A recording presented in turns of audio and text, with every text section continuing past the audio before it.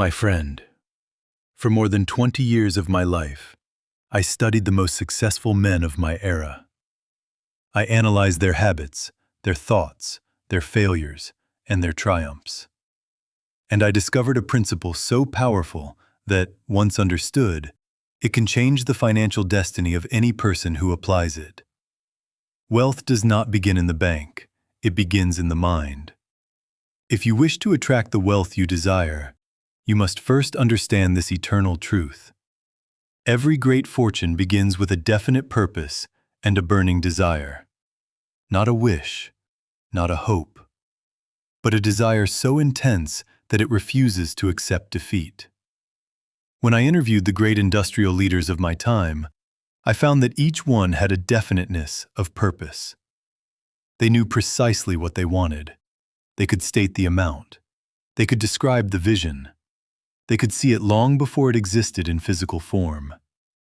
If you cannot define the amount of money you desire, your subconscious mind cannot construct the plan to achieve it. Therefore, I instruct you now. Decide the exact amount of wealth you intend to acquire. Fix a date upon which you will possess it. Determine what you will give in return for it, and write it plainly.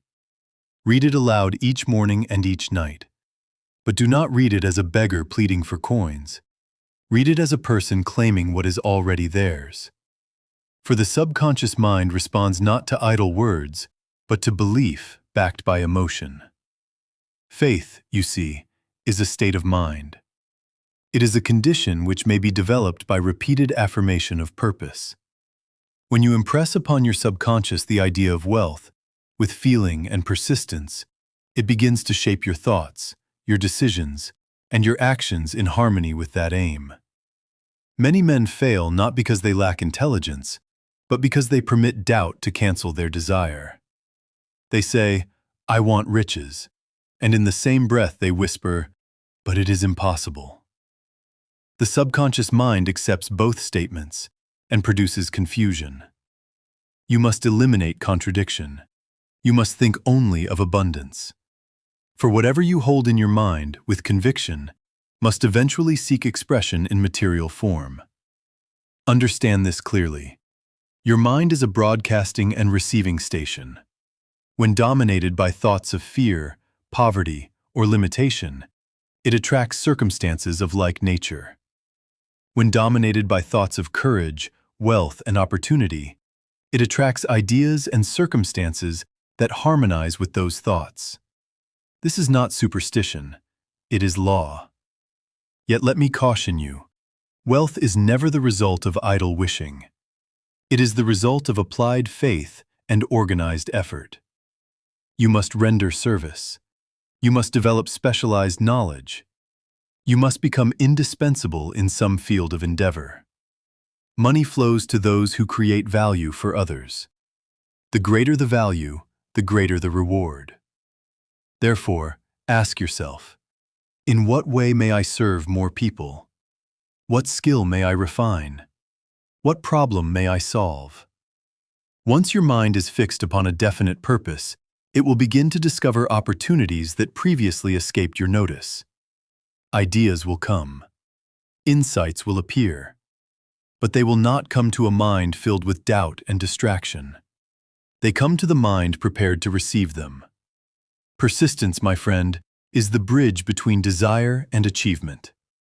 You will encounter temporary defeat. You will meet criticism. You will face rejection. But temporary defeat is not failure, unless you accept it as such. Every great leader I studied possessed one trait in common. They refused to quit. They adjusted their plans, but never their purpose. If you hold to your vision long enough, with unwavering faith, the world will make room for you. Another principle I must emphasize is the mastermind. No person ever became truly wealthy alone. Surround yourself with minds that elevate your own. Associate with individuals who think in terms of growth, opportunity, and expansion. For when two or more minds coordinate in harmony toward a definite purpose, a third, intangible force is created, a power greater than the sum of the individual parts. Choose your associations wisely, for they shape your mental atmosphere. And lastly, I urge you to adopt the identity of the person you intend to become. Do not think as one who hopes for wealth.